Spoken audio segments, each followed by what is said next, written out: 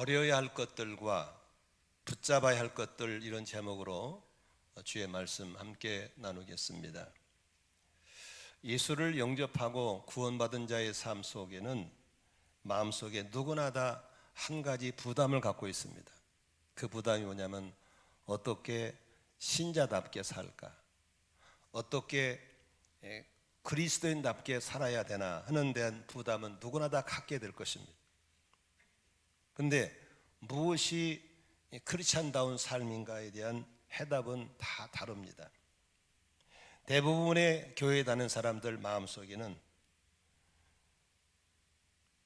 술을 안 먹는지, 담배 안 피워야지, 주일날 교회 나와야지, 밥 먹을 때 기도하고 먹어야지, 이렇게 외형적인 데 중점을 두는 경향이 많이 있습니다. 그것이 크리스찬다운 삶이라고 생각하고 있는 것입니다. 그런데 교회를 안 다니는 안 믿는 사람들은 우리를 볼 때 그래도 교회에 다니는 사람은 정직해야지, 솔직해야지, 사기치면 안 되지, 그래도 교회에 다니는 사람들은 사람들을 배려할 줄 알고 좀 관용할 줄 알고 사랑할 줄 알아야지 라고 평가하는 걸 보게 됩니다. 다시 말하면 교회에 다닌 사람들은 크리스찬다운 삶이 외형적인 데다가 치중하고 있다면, 교회에 안 다니는 사람들이 생각하는 크리스찬다운 삶은 외형이 아니라 내면적인 부분을 더 보고 있다고 하는 것입니다. 그런데 이런 말은 예수님께서 보는 기준과 같다고 하는 겁니다. 우리가 갖고 있는 기준은 예수님 바라보는 기준이 아닙니다. 예수님은 말씀할 때 우리의 내면이 더 중요하다고 그랬습니다. 술을 먹고 담배 피우고 이런 것도 중요하지만 우리가 술 먹고 담배 피우는 외형적인 것보다는 우리 마음보, 예수 믿는 사람들의 마음이 더 중요하다고 하는 겁니다. 예수님께서 사역을 하시면서 많은 충돌이 있었습니다. 그 충돌은 당시에 최고의 종파, 큰 종교단체 사람인 바리새파라는 교단 사람들과 사두개파라는 교단 사람들이 끊임없이 예수를 대해서 비난하고 공격했습니다. 어떤 부분이 공격했냐면 무엇이 신자다운 삶이냐에 대한 기준입니다. 당시에 바리새파 사람들, 사두개파 사람들은, 그래도 믿는 사람들은 이렇게 해야지라는 외적인 부분을 많이 지적했습니다. 근데 그들이 갖고 있는 기준에 따라서 예수 믿고 따르는 제자들은 영 그게 아니었습니다. 그때 그 사람들은 예수님을 향해서 공격했습니다. 왜 너희들은 이렇게 안 해? 왜 너희들은 이렇게 안 해? 라고 자꾸 지적질했습니다. 오늘 본문 내용도 바로 그런 내용입니다. 예수님과 바리새인들의 충돌이 일어나는데 무엇이 거룩이냐, 어떤 것이 거룩한 삶이냐 하는 것을 가지고 충돌을 일으켰습니다. 오늘 한번 성경 1절부터 23절까지를 보면서 말씀과의 만남을 통해서 무엇이 더 거룩한 삶이고 무엇이 더 신자다운 삶인가에 대해서 기준을 찾게 되시기를 바랍니다. 1절부터 5절까지 함께 읽도록 하겠습니다. 바리새파 사람들과 예루살렘에서 내려온 율법학자 몇 사람이 예수께로 몰려왔다. 그들은 예수의 제자들 가운데 몇 사람이 부정한 손, 곧 손 씻지 않은 손으로 빵을 먹는 것을 보았다. 바리새파 사람과 모두 유대 사람은 장로들의 전통을 지켜 규례대로 손을 씻지 않고서는 음식을 먹지 않았으며, 또 시장에서 들여오면 몸을 정결하게 하지 않고서는 먹지 않았다. 그 밖에도 그들이 전에 받아 지키는 규례가 많이 있었는데 그것은 곧 잔이나 단지나 녹그릇이나 침대를 씻는 일이다. 그래서 바리새파 사람들과 율법학자들이 예수께 물었다. 왜 당신의 제자들은 장로들이 전하여 준 전통을 따르지 않고 부정한 손으로 음식을 먹습니까? 이 본문을 이해하려면 상황을 좀 설명을 드려야 됩니다. 왜 당신 예수님 보고 제자들은 당신 음식을 손을 안 씻고 밥을 먹냐 그러거든요. 그러니까 밥을 먹을 때 손 씻고 먹는 건 당연하죠. 유생적인 것이죠. 그런데 이것을 그 당시에 정결예식이라고 있었는데, 이 정결예식이 왜 생겼냐면 예수님이 오시기 전 BC 200년 전, 그러니까 예수님 오시기 2세기 전에 경건한 사람들에 의해서 좀 더 거룩하게 살아보려고 나온 제도가 이 제도입니다. 당시에 성막에 들어가서 제사를 드린 제사장들은 하나님을 뵈러 가기 전에 손과 발을 씻는 의식이 있었습니다. 그걸 좋게 여기던 사람들이 제사장들만 그렇게 하는 것이 아니라 우리 신자들도 이제 하나님께 기도할 때 손발을 씻은 다음에 하나님 뵈러 가자, 이게 좋은 제도로 나왔죠. 그것이 점점 하다가 이제 음식 먹을 때도 손발을 씻고 음식을 먹자로 온 거예요. 근데 그 좋은 것이 바르게 전달되면 좋았는데 이게 점점 약화되면서 알맹이는 없이 껍질만 남은 거예요. 그래서 그 당시에 손 씻는 예식이 뭐냐면 계란 하나 정도 물이니까 소주잔을 한 잔 정도 물을 손에다가 묻혀 서는 것이 손 씻는 예식이에요. 이 소주잔 하나로 손 씻으면 손 씻어지 안 씻어져요. 손 씻는 척만 하는 거예요. 이해가 되시죠? 여러분 이스라엘 가면 지금도 유대인들이 밥 먹을 때 앞에다가 이렇게 하거든요. 손 씻어지질 않죠. 손은 화장실 가서 싹싹 씻어서 흐르는 물에 씻어야 되잖아요. 그러니까 과거에 수백 년 전에 본질은 사라지고 그 껍데기만 남아있는 거예요. 그런데 예수님의 제자들은 그걸 무시해버리고 안 하니까, 왜 너희는 그 오래된 전통을 안 지키고 음식을 먹냐라고 지적하니까 예수님이 그 사람들한테 뭐라고 야단을 친 줄 아세요? 여기 6절 7절 보겠습니다. 같이 읽습니다. 시작. 8절까지. 예수께서 그들에게 대답하셨다. 이사야가 너희 같은 위선자들을 두고 적절히 예언하였다. 이렇게 기록되어 있다. 이 백성은 입술로는 나를 공경해도 마음은 내게서 멀리 떠나 있다. 그들은 사람의 훈계를 교리로 가르치며 나를 헛되이 예배한다. 8절 중요합니다. 밑줄 주세요. 너희는 하나님의 계명을 버리고 사람의 전통을 지키고 있다. 그러니까 좋은 의도로 시작됐지만 좋은 의미는 사라져버리고 껍데기만 남아가지고 그것 고수하다 보니까 오히려 이제 하나님의 계명을 버려버리고 전통을 지키고 있는 이 안타까움을 지적하는 겁니다. 그러면서 9절부터 13절까지 지금 그들이 갖고 있는 전통 때문에 하나님의 계명이 어떻게 북살되고 있는가를 얘기하고 있는 게 고르반이라는 제도입니다. 고르반 한번 들어보세요. 같이 읽습니다. 시작. 또 그들에게 말씀하셨다. 너희는 너희의 전통을 지키려고 하나님의 계명을 잘도 저버린다. 모세가 말하기를 네 아버지와 네 어머니를 공경하여라 하고 또 아버지나 어머니를 욕하는 자는 반드시 죽을 것이다 하였다. 그러나 너희는 말한다. 누구든지 아버지나 어머니에게 말하기를 내게서 받으실 것이 고르반 곧 하나님께 드리는 예물이 되었습니다 하고 말만 하면 그만이라고 말한다. 그러면서 아버지나 어머니에게 그 이상 아무것도 해드리지 못하게 한다. 너희는 너희가 물려받은 전통을 가지고 13절입니다. 너희는 너희가 물려받은 전통을 가지고 하나님 말씀을 헛되게 하며 또 이와 같은 일을 많이 한다. 13절 밑줄 주세요. 너희가 물려받은 전통을 가지고 하나님의 말씀을 헛되게 하며 또 이와 같이 일을 하고 있다라고 하는 겁니다. 잘 보세요. 그 당시에는 고르반이라는 전통이 있었어요. 그게 뭐냐면 이렇게 내가 좀 돈이 있고 농사지은 수확이 있다. 이걸 내가 이제 쓸 수 있잖아요. 근데 이걸 너한테 주기 싫으면 고르반이라고 묶어 고르반이라고 해버리면 돼. 고르반 이것은 내가 하나님께 드리려고 따로 구별해 놨어 이래버린 거예요. 그런데 그때는 생활에 넉넉지 않기 때문에 나가 살고 있는 노 부모님이 식량이 없는 거야.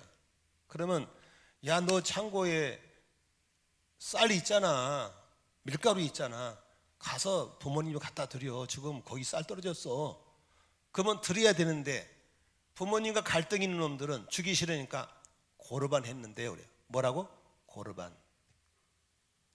전통에 의해서 있어도 안 주게끔 합법적으로 만들어버린 게 전통이라. 그러니까 예수님이 야 이 나쁜 놈들아, 너 그 고르반이라는 전통 지키려다가 네 부모님을 공경하라고 하는 하나님의 계명을 버렸다고 지적하는 겁니다.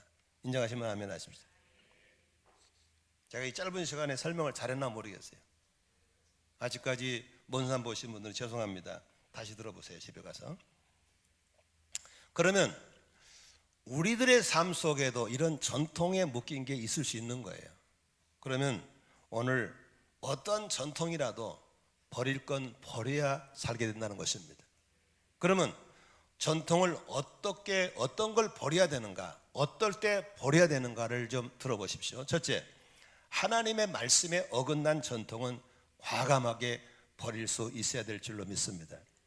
지나치게 규율이나 전통에 매달리면 좋은 의도로 시작했다 할지라도 결과적으로는 하나님의 계명을 거역하게 되는 결과를 가져오기 때문에 보내야 되는 겁니다. 하나 예를 드리겠습니다. 미국에서 요새 한국 교회 큰 교회가 목회자를 못 구해요. 이제 여러분 이거 좀 재미지만 앞으로 목사가 없습니다. 신학교로 안 가요. 그리고 이렇게 풀타임 부교육자를 안 하려고 그래요. 장로님들은 이거 좀 아셔야 됩니다. 안 하려고 합니다. 왜냐하면 밖에 나가면 더 잘 벌기 때문에 교회에서 박봉을 안 살으려고 그래요. 그래서 주로 부교육자들이 주말에 토요일 주일만 일해주는 알바로 와요. 알바.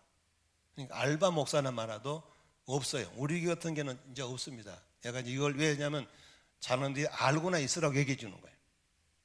별로 장로님 표정이 전혀 이렇게 신기한 것 같지 않아요. 정말 우리 앞으로 이 전 세계가 다 마찬가지입니다. 신학교로 안 가버립니다. 그러니까 큰 교회는 이제 노인이 물러나야 되는데 사람이 없으니까 미국서 데려오는 거예요. 어느 교단에서 미국에서 목사님을 모시고 왔어요. 근데 미국 목사님은 미국적인 교회에 익숙하고 아주 성경적인 목회를 애를 쓰신 분이야. 그런데 그 교회 와보니까 꼭 예배 전에 사도신경을 줄줄줄 외우고 있는 거야. 그런데 사도신경은 이름 그대로 예수님 당시에 사도들이 우리 불특정 다수가 이것을 믿자라고 정해놓은 게 사도신경이거든요. 그걸 꼭 하는 것이 신앙 고백 차원이야. 그냥 주문처럼 외우는 것이 마음에 안 들어서 목사님 예배 시간에 사도신경을 뺐어요.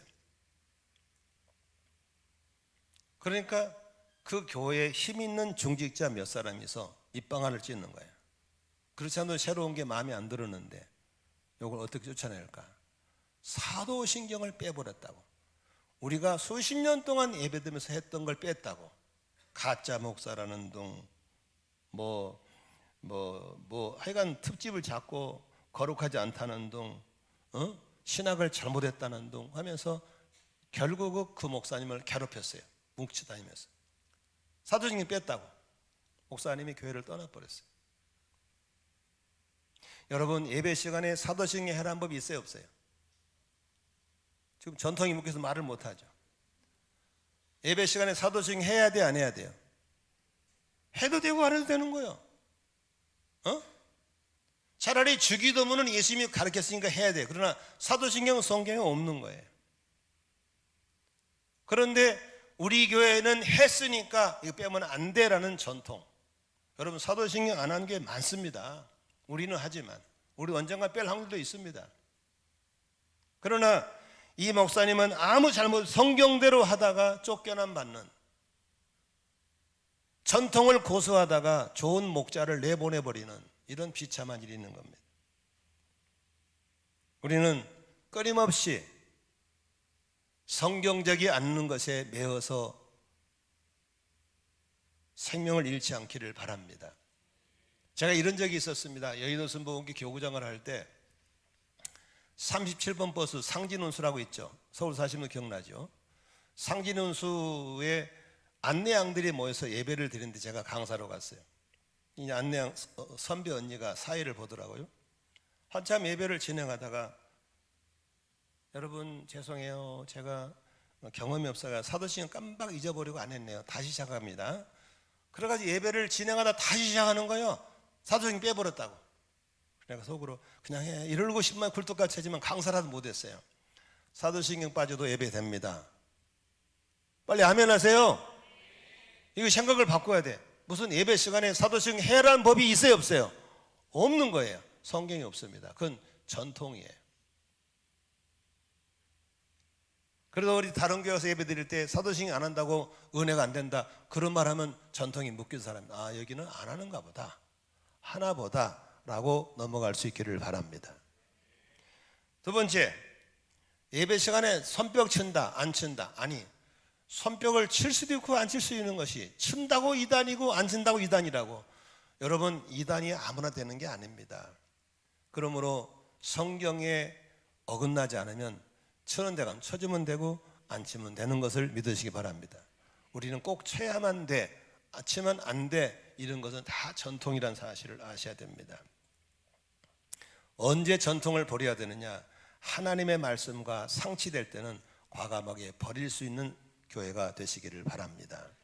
두 번째, 좋은 전통이라 할지라도 유용성이 떨어졌을 때는 과감하게 버려야 합니다. 가정교회를 시작하면서 우리가 다양한 모임들을 바꿨습니다. 제일 먼저 바꾼 게 저녁 예배를 바꿨습니다. 저녁 예배는 옛날에 농경 문화에서 이제 주일날은 안식일을 쉴 때 낮에 예배 드리고 오후에다가 저녁에 또 예배 드리고 했을 때죠. 그러나 지금은 도시 문화가 돼서 농경 문화가 거의 없습니다. 그러다 보니까 이제 교회들이 이것을 버릴 수는 없으니까 어떤 또 타입을 가져왔냐면, 낮 예배 드리고 점심 먹고 바로 또 예배 드립니다. 소위 땡겨버리죠. 그러면 그 예배가 그 예배인데 두 번째 예배는 사람의 은혜가 될까 안 될까? 은혜가 안 되고 빨리 끝나기만 기다리고 영감한 사람은 가버립니다. 못 놓는 겁니다.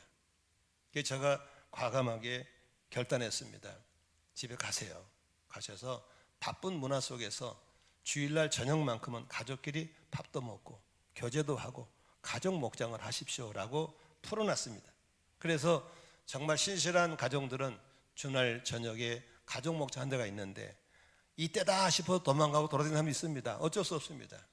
그러나 이것을 효과적으로 보내서 하는 것이 필요하고, 그 다음에 여성교회 남성교회도 마찬가지입니다. 여성교회 여자들끼리 선교해라, 남자끼리 선교해라 했는데 여성교회 남성교회가 선교를 하지 않습니다. 1년에 한두 번씩 예배 한번 드리고 헌금 모아지면 자기들끼리 교제하고 행사로 끝나버립니다. 그래서 이것은 과거에 처음 출발한 좋은 전통이었지만 흘러오면서 생명을 잃었다 할 때는 과감하게 바꿔서 본질로 돌아가는 겁니다. 우리 없앱시다. 그 대신 목장에서 VIP로 관계를 맺어가면서 영혼 구원에 힘씁시다 라고 했을 때 우리 교인들이 잘 따라주셔서 여성교회 남성교회를 없앴습니다. 그러다 보니까 진짜 영혼 구원이 이루어지기 시작하는 겁니다.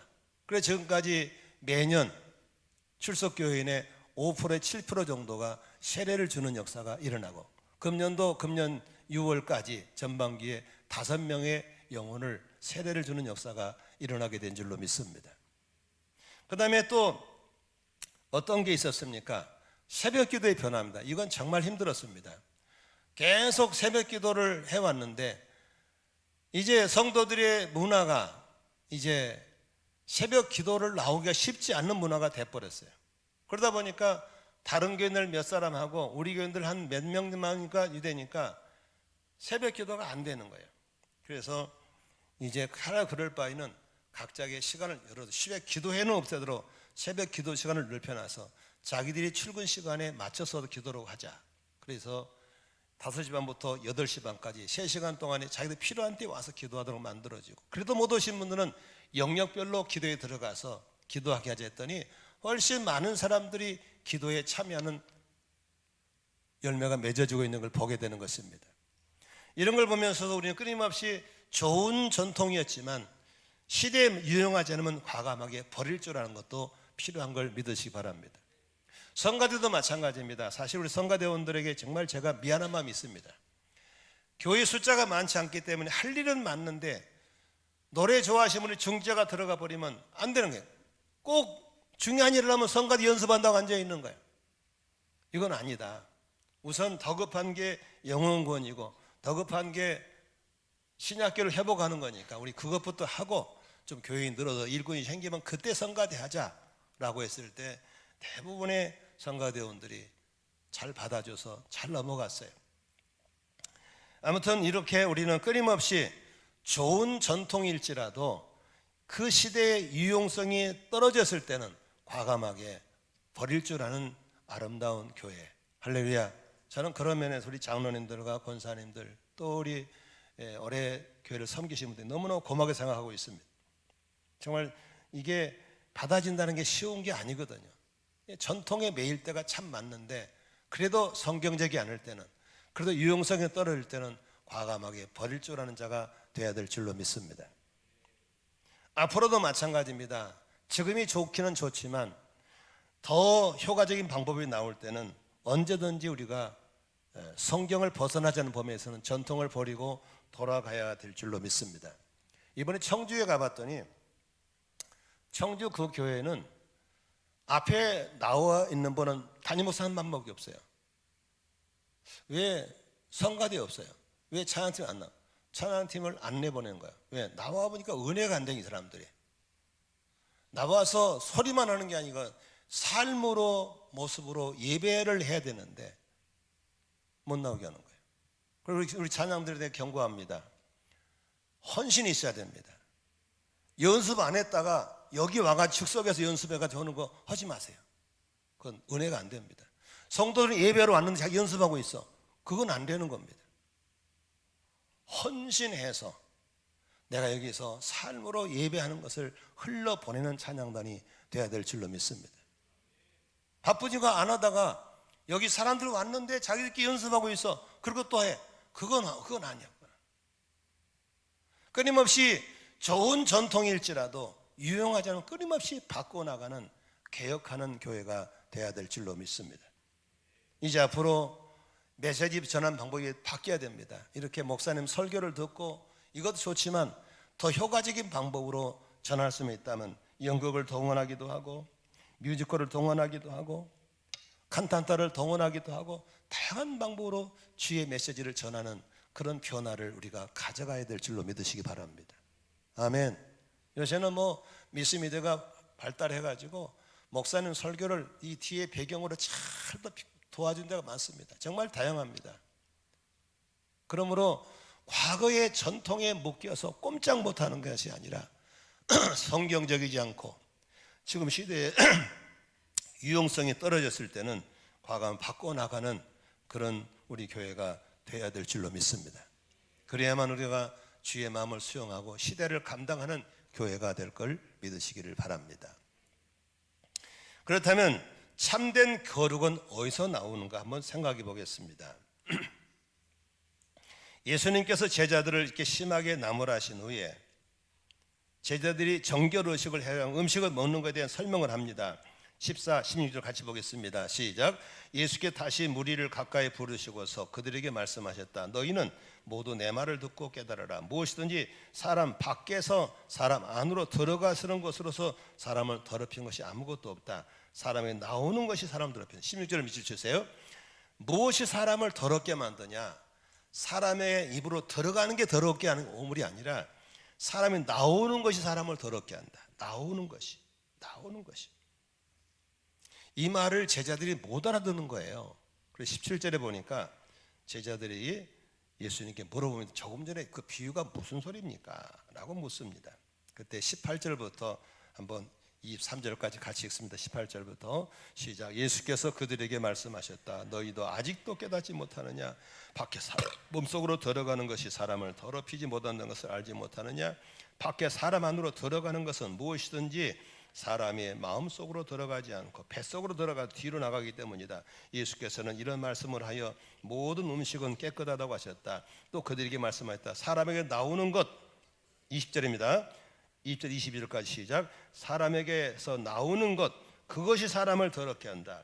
나쁜 생각은 사람의 마음에서 나오는데 나쁜 생각이 뭐죠? 음행, 도둑질, 살인, 간음, 탐욕, 악의와 사기와 방탕, 악한 시선, 모독, 교만, 어리석음, 이게 다 나쁜 생각들이라는 겁니다.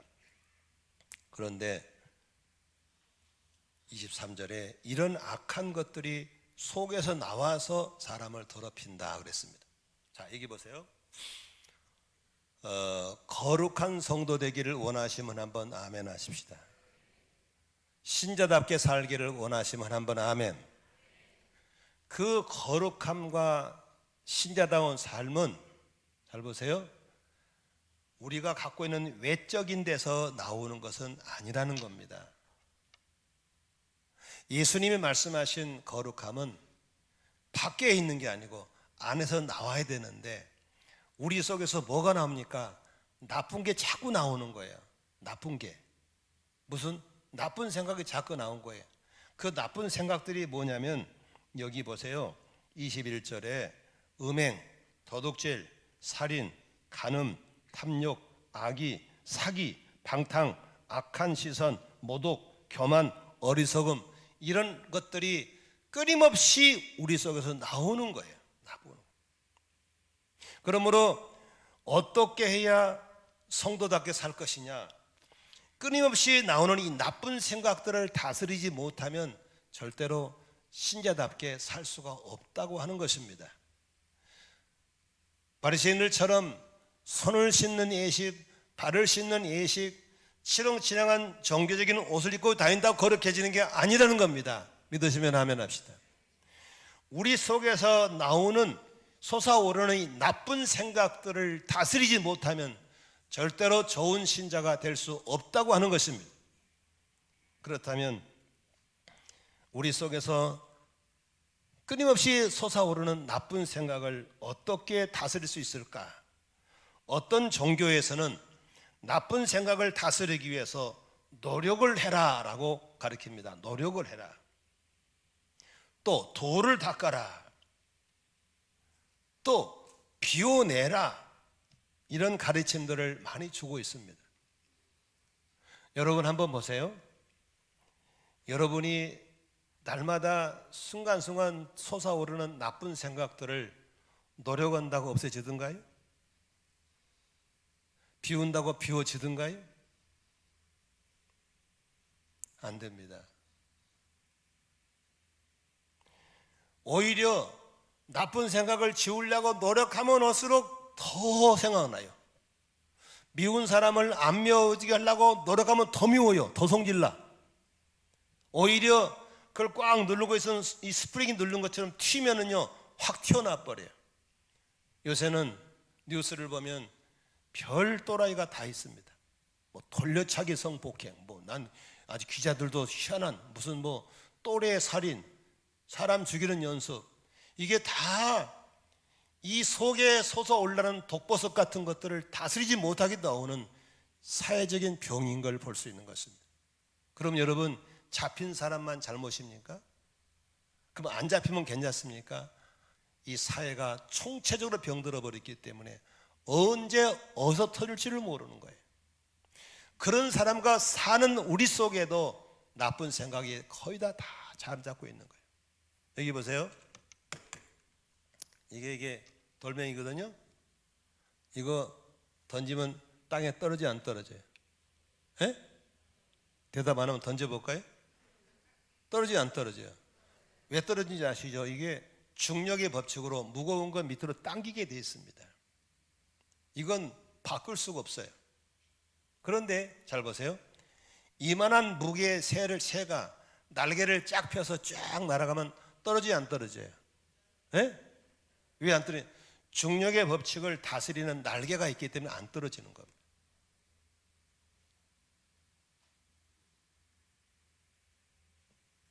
여러분, 우리 속에 나쁜 생각은 죽었다 깨도 안 없어집니다. 안 없어져요. 아무리 교회를 다니고 직분아니라 뭐 해도 안 되는 거예요. 이 나쁜 생각을 다스리는 비결은 하나밖에 없습니다. 성령 충만이라는 날개를 달아야 될 줄로 믿습니다. 아멘이시죠? 성령으로 충만함 받아야 됩니다. 성령의 힘으로만 가능한 걸 믿으시길 바랍니다. 그래서 갈라디아 교인들에게, 에베소 교인들에게 바울은 계속 얘기합니다. 오직 성령 충만입니다. 성령님이 오셔서 나의 지, 정, 의를 사로잡도록 성령 충만해야 될 줄로 믿습니다. 그러므로 미운 생각이 없어지는 게 아니에요. 있어요. 그러나 성령님이 그 생각을 잡아버리는 거예요. 성령이 나쁜 생각을 잡아버린 거예요. 못 쓰도록. 그러니까 새가 날아갈 때 떨어지려고 그러죠. 무게가 있으니까. 그런데 그 날개가, 중력의 날개가 중력을 다스려주는 거예요. 왜 나쁜 생각 없어지겠어요? 안 없어집니다. 우리는 죄인입니다. 죄성이 있는 겁니다. 절대로 안 없어집니다. 그러나 성령으로 충만하면 그 죄성을 다스리게 하는 걸 믿으시길 바랍니다. 그러나 어느 날 포수가 총을 땅 쏴가지고 새가 날개를 꺾여버렸다. 떨어지지 안 떨어져? 떨어져요. 새라고 안 떨어진 게 아니에요. 날개를 펼 때 안 떨어지는 거예요. 그러므로 과거에 충만했던 분도 지금 안 충만하면 나쁜 생각이 또 나오게 돼 있습니다. 그러므로 우리는 죽을 때까지, 주 앞에 가는 날까지 성령 충만해야 될 줄로 믿으시길 바랍니다. 성령 충만하기를 원하시면 아멘 하십시다. 어떻게 충만할 수 있습니까? 세 가지 말씀드릴게요. 성령 충만을 사모하셔야 됩니다. 예수님을 영접할 때 누구에게나 다 주의 영이 들어옵니다. 그 성령이 나를 다스리도록 늘 사모하시기를 바랍니다. 누가복음 11장 13절에 예수님이 이렇게 말씀하셨습니다. 같이 읽습니다. 너희가 악할지라도 너희 자녀에게 좋은 것을 줄 줄 알거든. 하물며 하늘에 계신 아버지께서야 구하는 사람에게 뭘 주지 않겠냐? 구하는 사람에게. 하나님 성령 충만 주세요. 나는 성령 충만할 때 행복해요. 성령 충만에 나쁜 생각을 다스릴 수 있어요. 성령 충만해야만 내가 신자답게 살 수 있어요. 저를 도와주세요. 저를 도와주세요. 믿으시면 아멘 하십시오. 경험을 의존하지 마세요. 저는 목회적인 경험이 많습니다. 그러나 하나 소용이 없습니다. 지금 충만해야 됩니다. 경험으로 목회하는 게 아니에요. 여기 교회 오래 다니신 분들 잘 들으세요. 경륜이 중요한 게 아니라 지금 충만해. 지금. 아멘. 두 번째, 성령님은 거룩한 영이시기 때문에 죄를 짓고 죄와 함께 살면 그분이 계시지 않습니다. 떠나버립니다.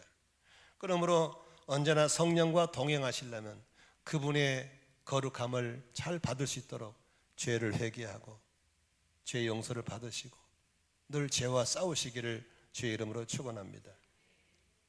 요새 지금 3주 동안 군사에 살면서 자가축사법을 가르치고 있는데 지난주 들으시면 알겠지만 이 죄가 얼마나 무서운지 모릅니다. 죄가 방어벽을 뚫어버리고 삶을 비참하게 만들어버리고 나중에 죄의 하수인을 만들어버립니다. 대부분이 뚫렸습니다. 대부분이 방어벽이 다 무너졌습니다. 기가 막힌 삶을 살고 있는 겁니다. 그러므로 언제든지 말씀을 읽다가 설교를 듣다가 기도하다가 대화하다가 잘못을 떠오르고 지적받을 때 변명하지 말고 회개하고 용서를 구하고 거룩한 삶을 사시기를 주의 이름으로 축원합니다. 마지막 세 번째로 성령님은 당신의 뜻에 순종하는 사람과 동행하는 겁니다. 성령이 말씀하시면 아멘. 성령이 원하시면 아멘. 성령이 나를 움직여 가시도록 지배하는 순종할 때 그분과 점점 더 동역이 이루어지고 아름다운 열매가 맺게 될 줄로 믿으시기를 바랍니다. 며칠 전에 저희 목장에 섬기는 한 선교사님이 선교 편지가 왔습니다. 그 편지 내용 속에 우리 애가 셋인데 큰애가 고3입니다. 인생이 커가지고 선교 훈련 받으러 간다는데 돈이 없습니다. 500만 원이 필요합니다. 기도해 주십시오. 그러니까 나양 당연히 기도해서 끝냈어요. 근데 기도만 하면 또 다 떠오르는 거예요.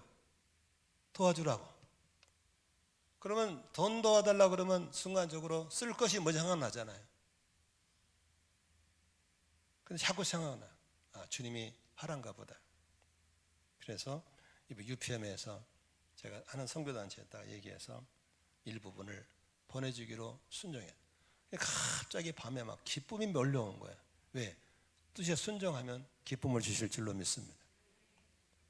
어느 날 또 어떤 선교사님의 딸이 시집가 사는데 우연히 안부 전화를 드렸더니 목사님 저 애기 둘 낳았어요. 아 그랬냐? 근데 공부 시작했어요. 아니 애기 엄마가 무슨 공부를 하냐? 예, 저도 선교사 자녀인데 선교지 신학교에 가서 강의하려고요. 그래서 박사과정 시작했다는 거예요. 그럼 어떻게 살라고 그러냐? 그냥 믿음으로 가고 있어요. 그러냐? 그러고 내뒀는데 또 기도만 하면 그 애 생각나는 거예요. 도와주라고. 그래서 또 UPM에서 순종, 또 네호즘의 순종. 이렇게 늘 주의 음성 듣기 민감하고 순종할 때 주님과 더 친밀해지고 주님이 나의 연약함을 도와주는 걸 믿으시기를 바랍니다. 그래서 저는 기도 노트 속에서 항상 그분이 말씀한 전문 Q&A, 묻고 듣고의 노트가 있어요. 그냥 안 버립니다. 그렇게 될 때 주님과 깊이 동행하면서 내 속에 솟아오르는 나쁜 생각들을 다스릴 수 있는 능력을 주시는 걸 보게 되는 것입니다. 말씀 정리합니다. 오늘도 우리는 버려야 할 것들이 무엇이 있습니까? 과거에 아무리 좋은 전통이라도 성경적이지 않으면 버려야 됩니다. 유용하지 않으면 버려야 됩니다. 더 좋은 게 오면 과거 바꿀 수 있는 그런 개혁적인 사람이 될 때 신약교회를 회복하고 성경적인 삶을 살아가면서 거룩한 삶을 살게 될 줄로 믿으시기 바랍니다. 우리 속에 외향적으로 거룩함을 표시할 수가 없습니다. 내 안에 솟아오르는 잡초풀들, 나쁜 생각들을 끊임없이 우리는 제거하는데 내 힘이 안 됩니다. 성령님의 날개를 달아야 될 줄로 믿습니다. 성령 충만만이 우리를 승리케 할 걸 믿으시기를 바랍니다. 기도하겠습니다.